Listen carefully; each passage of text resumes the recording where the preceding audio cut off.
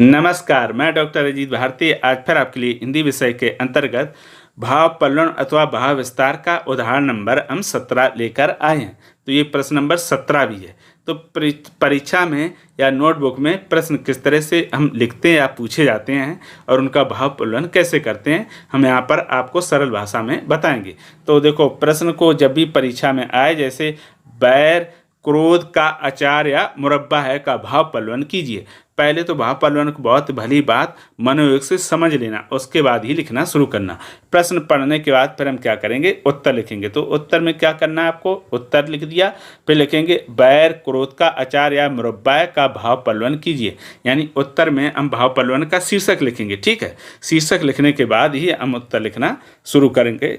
तो अब क्या लिखेंगे, वर्तमान युग में मनुष्य के मन में वैर और क्रोध जैसे नकारात्मक भावनाएं बहुत हो गई। ये कहा गया कि जो आज का व्यक्ति या मनुष्य है, उसके अंदर कैसे वैर और क्रोध की भावनाएं ज़्यादा हो गई हैं। वैर क्रोध का अचार या मुरब्बा है। इस कथन के माध्यम से यह बताया गया है कि जैसे अचार या मुरब्बा खाने से स्वाद तो मिलता है, परंतु अधिक मात्रा में खाने पर स्वास्थ्य क्या होता है, बिगड़ता है। वैसे ही वैर और क्रोध शुरू में हमें अपनी समस्याओं का समाधान करने जैसा लगता है, लेकिन अंत में यह मन को शांति और संबंधों को हानि पहुंचाता है। कहते बैर या क्रोध कैसे अचार की तरह, मुरब्बे की तरह, यानी खाने में तो अच्छा लगता है, लेकिन ज़्यादा खाते हैं तो फिर हमें नुकसान या हानि पहुंचाता है। तो उसी तरह क्या होता है, व्यक्ति अगर बैर और क्रोध करता है तो क्या था, शुरू में उसको लगता है कि उसकी समस्याओं का समाधान हो रहा है, लेकिन उसके कारण उसके मन की शांति चली जाती है और उसके दूसरों से संबंधों में जो संबंध होते हैं उसमें क्या होती, दूरियां हो जाती हैं, यानी हानि पहुंचती है। फिर उसके बाद हम अगले पैराग्राफ से लिखेंगे कि बैर और क्रोध के भाव हमें स्वयं की उन्नति और शांति से दूर ले जाते हैं। जब हम क्रोध में होते हैं तो हमारी सोचने समझने की शक्ति कम हो जाती है, जिससे हम बिना सोचे समझे निर्णय लेते हैं। बैर पालने से हमारे रिश्तों में कड़वाहट उत्पन्न होती है, जिससे समाज और परिवार की दूरी बढ़ जाती है। देखो, ज़्यादा क्रोधी और बैर अगर रखेंगे किसी से, क्या होता है, हमारे समाज में टूटन आ जाती, समाज से, लोगों से हमारी दूरी बढ़ जाती, हमारे और समाज के बीच में, लोगों के बीच में कड़वाहट उत्पन्न होती है। आगे लिखेंगे, यदि हम क्रोध और बैर को अपने मन में सजा कर रखते हैं तो यह हमारी मानसिक और शारीरिक दिशा को क्या कर देता, बिगाड़ देता है। इससे न केवल हमारे संबंधों में दरार आती है, बल्कि हमारे जीवन में भी नकारात्मक प्रभाव पड़ता है। अतः हमें क्रोध और बैर से दूर रहकर क्षमा और सहनशीलता का आचरण क्या करना चाहिए, जिससे जीवन में शांति और प्रसन्नता बनी रहे। यानी हमें हमेशा बैर और क्रोध से क्या करना चाहिए, दूरी बना के रखनी चाहिए। इनको अगर हम अपने शरीर से निकाल देंगे तो हमारे मन में शांति भी होगी और हम प्रसन्न दिखाई देंगे। तो ये हो गया आपका उदाहरण नंबर 17, बैर क्रोध का अचार या मुरब्बा है। इसी तरह मैंने और 1 से लेकर 15 जो भाव पलवन हैं उनके भी उदाहरण के हमने जो लिंक है इसके डिस्क्रिप्शन बॉक्स में दे दिया है, वहाँ जाकर आप क्या करना, उनको भी सरल भाषा में देख और समझ सकते हैं। अगर आपके मन में या कोई बहुत ही महत्वपूर्ण प्रश्न भाव पलवन से संबंधित हो, अगर आपको उसमें कोई कठिनाई आ रही तो आप कमेंट बॉक्स में लिखकर हमें भेज सकते हैं, बाद में मैं उसको आपके सामने प्रस्तुत कर दूंगा। तो फिर आज के लिए इतना ही, अब हम फिर मिलेंगे किसी नए विषय के साथ, तब तक के लिए धन्यवाद।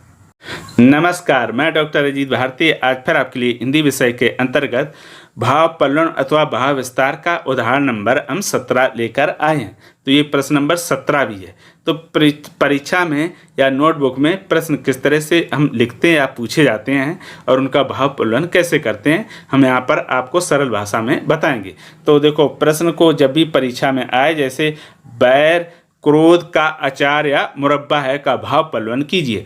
पहले तो भाव पलवन को बहुत भली बात मनोयोग से समझ लेना, उसके बाद ही लिखना शुरू करना। प्रश्न पढ़ने के बाद फिर हम क्या करेंगे, उत्तर लिखेंगे। तो उत्तर में क्या करना है आपको, उत्तर लिख दिया, फिर लिखेंगे बैर क्रोध का अचार या मुरब्बा का भाव पलवन कीजिए। यानी उत्तर में हम भाव पलवन का शीर्षक लिखेंगे। ठीक है, शीर्षक लिखने के बाद ही हम उत्तर लिखना शुरू करेंगे। तो अब क्या लिखेंगे, वर्तमान युग में मनुष्य के मन में वैर और क्रोध जैसे नकारात्मक भावनाएं बहुत हो गई।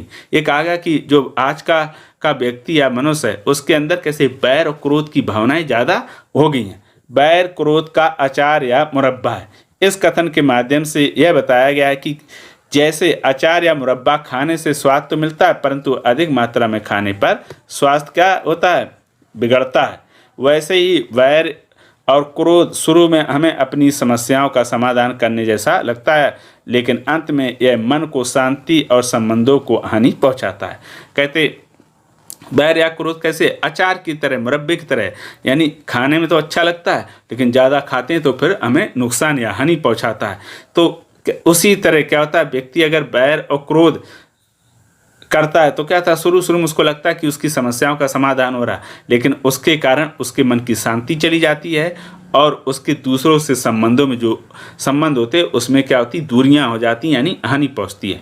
फिर उसके बाद हम अगले पैराग्राफ से लिखेंगे कि वैर और क्रोध के भाव हमें स्वयं की उन्नति और शांति से दूर ले जाते हैं। जब हम क्रोध में होते हैं तो हमारी सोचने समझने की शक्ति कम हो जाती है, जिससे हम बिना सोचे समझे निर्णय लेते हैं। वैर पालने से हमारे रिश्तों में कड़वाहट उत्पन्न होती है, जिससे समाज और परिवार की दूरी बढ़ जाती है। देखो, ज़्यादा क्रोधी और वैर अगर रखेंगे किसी से, क्या होता है, हमारे समाज में टूटन आ जाती, समाज से, लोगों से हमारी दूरी बढ़ जाती, हमारे और समाज के बीच में, लोगों के बीच में कड़वाहट उत्पन्न होती है।